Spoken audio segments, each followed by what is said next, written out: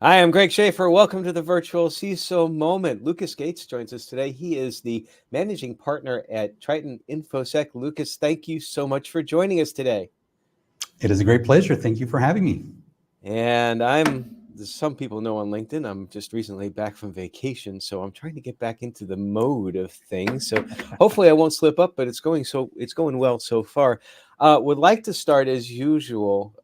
Tell us about your journey, how and why you got into this wonderful field of InfoSec and cybersecurity, and what you've done and what led you to where you're at today.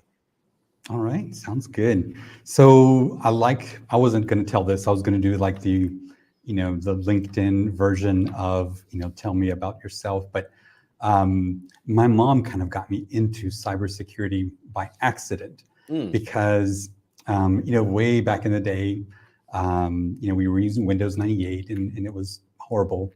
And somebody actually had given me a CD with like all this pirated software, like 3D Studio Max and all of that stuff. And I don't think I've ever seen pirated software before. So I thought that was, super interesting. And my mom's like, you know what?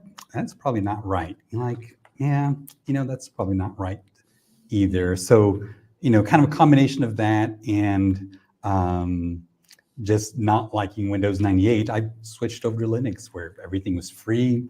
You had lots of options of things that you could use. And then by coincidence, all of the hacking tools kind of ran on Linux. And so I had a roommate that, was a hacker. I'm sorry, not a roommate, somebody in college that I was close to that was a hacker. And he told me two things that I never forget. It's, when you're learning about hacking, if you come up with a word that you don't know, stop what you're doing, learn what that word is, and then come back to it. Okay, so that was thing number one. Thing number two is kind of the basic idea of hacking where, your IP address is like your address, your physical address in the building. And each building might have different services running on them.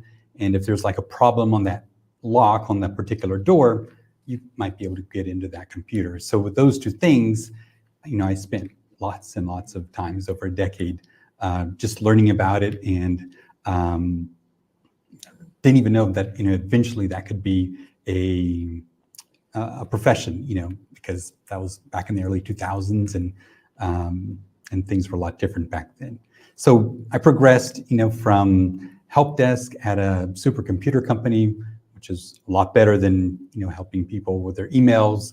Help scientists, with their big processing that they were doing on these massive computers.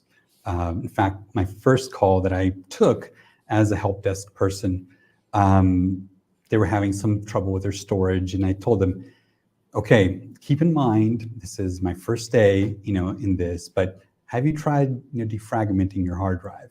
And they're like, they kind of thought it was funny because they had like 5 petabytes of hard drive space back in 2006. So I quickly passed that call on to the next, to level 2 support. Can you imagine how many years it would take to defrag?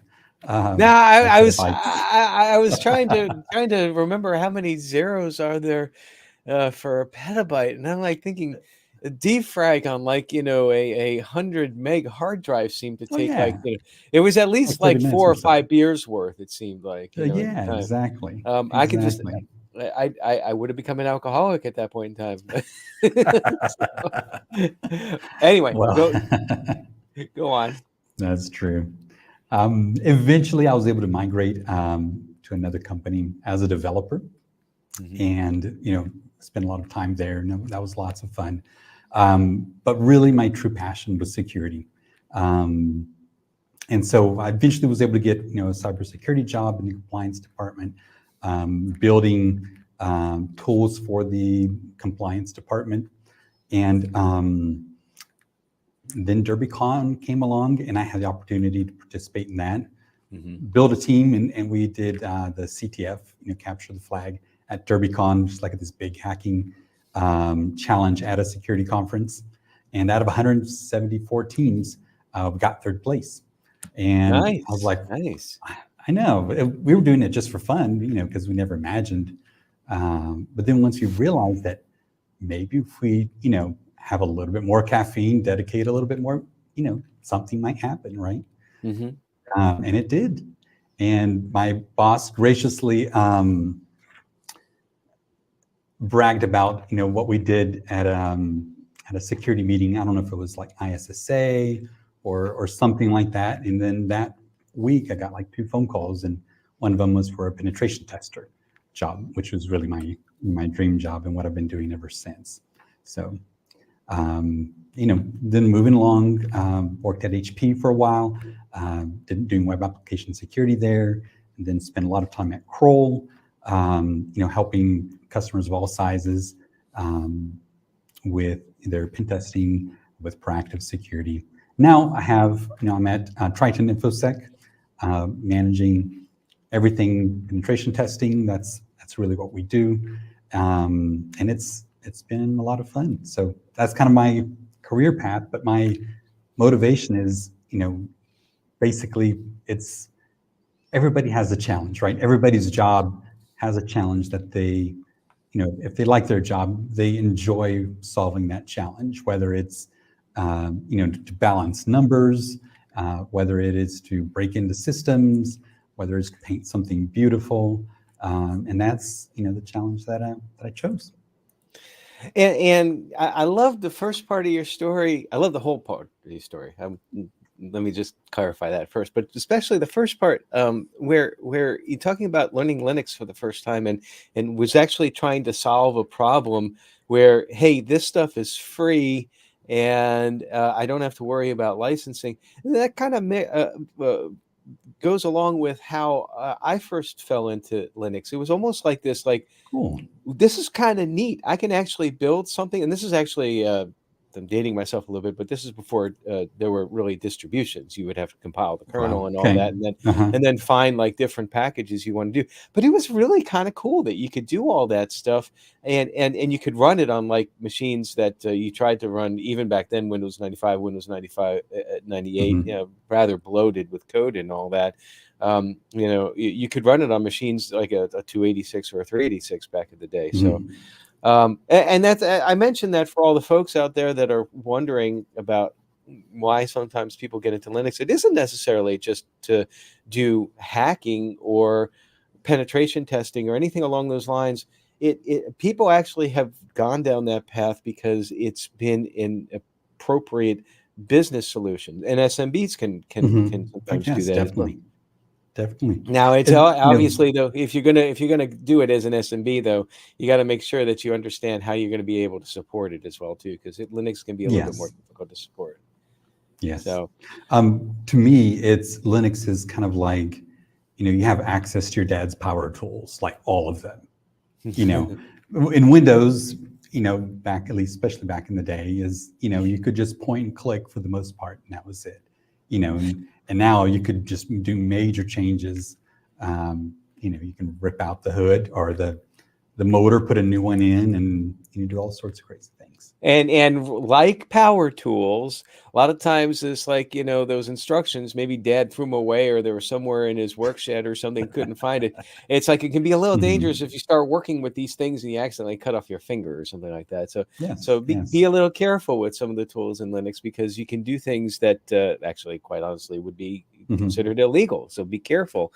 But I know that it's used a lot to help SMBs to understand their vulnerabilities, their issues, and certainly, with penetration testing being one of them. But from your perspective as a pen tester and having been in the field for a few years, because Windows 98 was 20 odd years ago, what's one of the more significant, or a few of the more significant threats to small and mid-sized businesses today from an InfoSec and a cybersecurity perspective?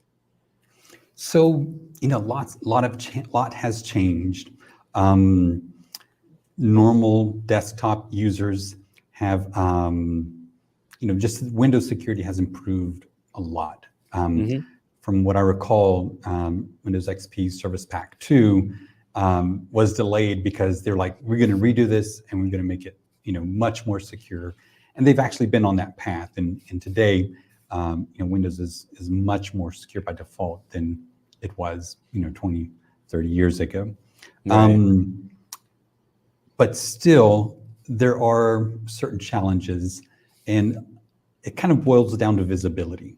So I'm going to talk about two different groups. One group is, maybe a physical store or a physical business where they don't depend as much on, on computers for their main source of revenue. And then the other one is a business that is completely 100% online. So for businesses that aren't online,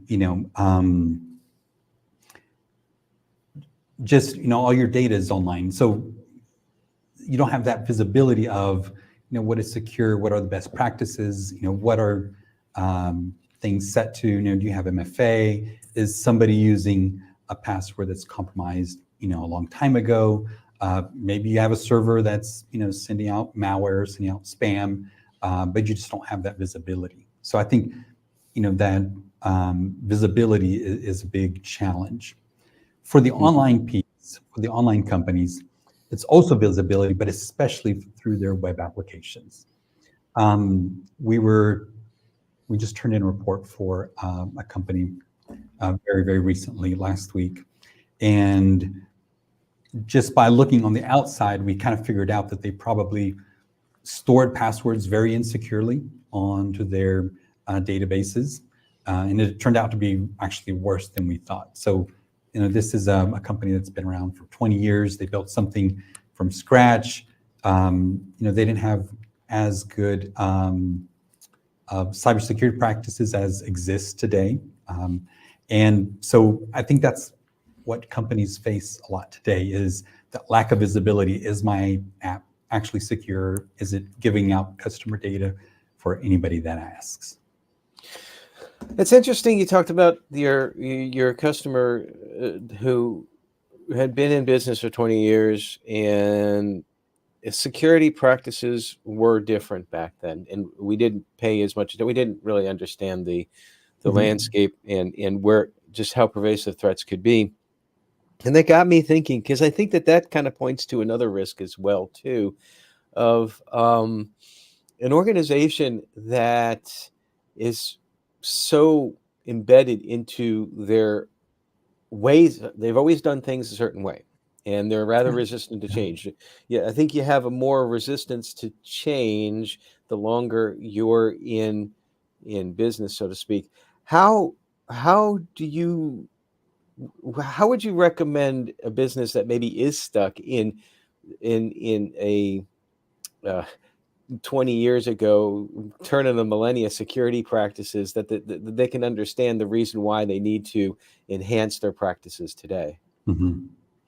So, 20 years ago, what we understand today as, security vulnerabilities, people didn't have a concept. Like, the cybersecurity industry didn't have much of a concept of this. One of the, top SANS instructors for web application security, when he got into it first, he didn't think there was anything of value there. He didn't, but eventually that path led him there, and then now he's like one of the top SANS instructors for cybersecurity, which is, one of the premier organizations for cybersecurity training and certifications. So somebody that has an application that's stuck, a lot of times it's going to be like in PHP, or it might be in classic ASP. It's really a matter of sitting down and testing your apps. So hiring, an appropriate organization that can test those applications to see what's really there, what's not there. And that may open up your developers' eyes to, oh, I didn't realize this, would have been an issue. I should be encoding passwords with this hash encoding rather than that hash encoding. It's a lot of little things, but once you go through that process and you're able to fix it, you have visibility, you have the potential to fix things, and even make your legacy application more secure. One other thing that I really like, that's, if I ever go somewhere, it might be Cloudflare. I really like their how they do web application gateways. So instead of putting your vulnerable app, on the internet accessible to everybody, they basically, you put a page in front of it that's hosted by Cloudflare, and you authenticate to that, and then you can log in to your application. So it really, defeats anybody scanning the internet to try and find your application. Anybody that's shouldn't have access, wouldn't have access. So anyway, I think it's a really cool solution, and it's kind of a quick and easy thing to do. Yeah, anytime that you can put something in the middle of a potential vulnerability and the exploiters, then I mean, we call that layered defense. Obviously, we're wanting to stop something before it actually hits where it can do the most damage. Now, let me ask you this. Let's be a little more pragmatic. Okay. Let's say we have a company, startup, who's developing an app. We're going to go along that same conversation, and they've reached the growth point where they need to have a penetration test performed. And let's just say that, just like a lot of smaller organizations, that they don't actually host anything on site, but they use like one of the cloud providers out there, like an Azure environment or something like that. From their perspective, and I always have difficulty with this because I can talk about it from a technical perspective somewhat, but from a business perspective, what could they expect the penetration test process to look like? Like, let's just say that they engage your firm. Sure. How does that whole process play out? Just step us through the whole thing from a business perspective. Okay, so there are a lot of motivators why people do penetration testing on web applications. I like to say that every company has two enemies. The most obvious one are hackers, and the less obvious one is the government or regulations. Because let's say you're doing something that's HIPAA or that's medical related. If you don't properly secure your application and don't show that you're doing all the industry standard things that you should be doing, you might receive a government fine. So you need to obviously defend your client's data, you need to defend your company, but threats can come from both ways. What we're seeing a lot are companies that, a lot of them are startups, they're building their application, they're able to find like a big client. The client that this application that we recently tested, their client is a large chemical company, a well-known brand all over the world. And they say, we like your product, I think we want to buy it, but before we do, you have to have a penetration test done. So we see a lot of that as motivation for people to come in and do that type of work. Other times it's because they've grown enough, and that's part of their policy to regularly once a year test their applications. So they'll reach out to us or through one of our partners, and we'll go through kind of what the scope. Some websites are small, then we can budget for that size of application. Some are much bigger and more complex, and so we will budget the test based on how long we think it will take to test the whole application. Okay, we're going to look at everything. We're going to look under the kitchen sink. We're going to get a fine-tooth comb, white glove, everything that we can potentially find that could be a risk to your organization. So once you have the budget, everybody's set on the budget, we'll receive usernames and passwords. So typically one or two usernames per role that we're testing, because we want to test if user A can access data from user B, or if user A has is a normal user role, if he can perform functions as an administrator. for Yeah, and example. I just want to stop there for a moment to explain to people, and I was going to ask you this question, you already answered it for me, as to whether or not that you prefer authenticated or unauthenticated Yes. penetration tests. And it Mhm. sounds like that by default, really, honest to goodness penetration test, it should be an Yes. authenticated test testing certain roles, because for those people who are watching who don't really understand the reason why, it's because, well, if you go test a website where you have to get into a username and password, you're not, by default, you're not able to actually test the rest of the areas because you Yeah. can't get through the gate, right? No, Yeah. no pun Yeah. intended with your name, by the way. No problem. No problem. When I was Anyway. young, I thought the airport was talking to me, like gates this way. So, you know, I'm kind of used to it by now.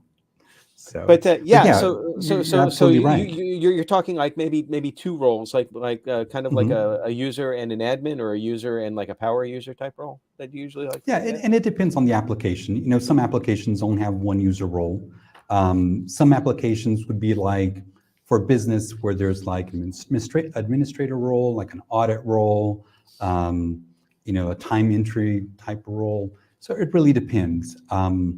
And basically, we will go through the whole application, trying out, like in this role, do this, in this role, do that. We'll try out every parameter in the application to see if we can modify something to get some unexpected results.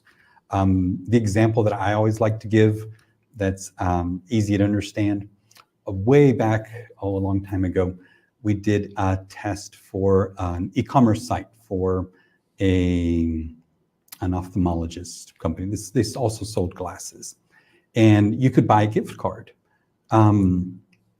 So I put on my shopping cart, I put like $100 pair of sunglasses. Maybe I should have put a more expensive pair of sunglasses. And I added a gift card, but you could choose whatever amount that you wanted. So instead of putting, another $100 in the gift card, I put minus $99. So 100 plus minus 99 is $1. So Right. basically I could buy sunglasses, for $1. So it's more Uh, than just, running tools to see if it identifies something. It's really understanding the business logic and seeing what rules you can break, that an attacker might be able to take advantage. and once you're done with the penetration test, and I imagine that the time, I'm going to guess that the total time of engagement can be anywhere between a couple of weeks and a couple of months, depending upon Mhm. the complexity. Yes, What do you what typically and a week or two for the actual test, okay, depending on okay. complexity. And you work with the organization on certain nuances, like, for example, what if something bad happens during the penetration test? They know that this is what you're doing, and Mhm. that they can easily pull back from that. That's part of the rules of Definitely, engagement. definitely. We will give them our IP address where we will be coming from. All of our Hmm. testers, they use this proxy. So independently of, if they're at the beach for that week, if, they're working from home, from a coffee shop, wherever, they're always going to be coming from a particular address so that, we won't be confused with malicious traffic. Also, the organization will whitelist our IP address so that security controls like web application firewalls don't get in the way of testing. Because we're really not there to test the security product, we're really there to test the web application. Um, and then, most importantly, if they do see anything out of the ordinary, let us know. We'll stop immediately what we're doing. If we see something that seems out of the ordinary, we'll stop what we're doing and let them know. And then they can go troubleshoot if, maybe a power went out at a data center by coincidence, maybe a link dropped or whatever.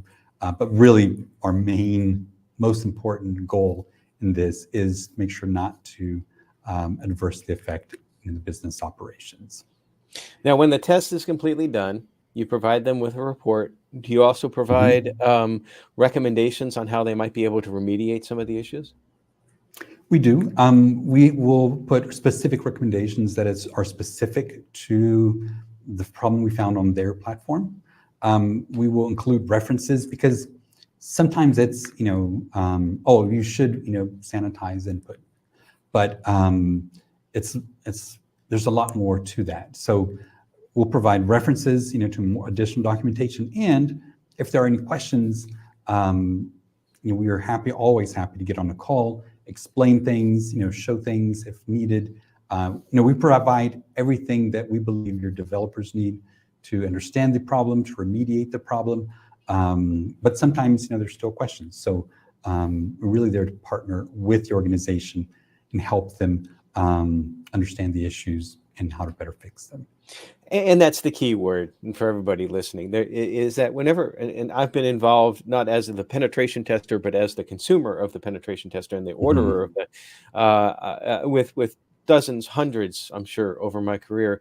And it's always a partnership. The whole goal is to try to find things in order to solve those gaps. You can't solve a gap if you don't know about it. And then, so it's okay if you get a report that has a lot of issues, so long as you do something with the issues. Don't just sit there and then not do anything.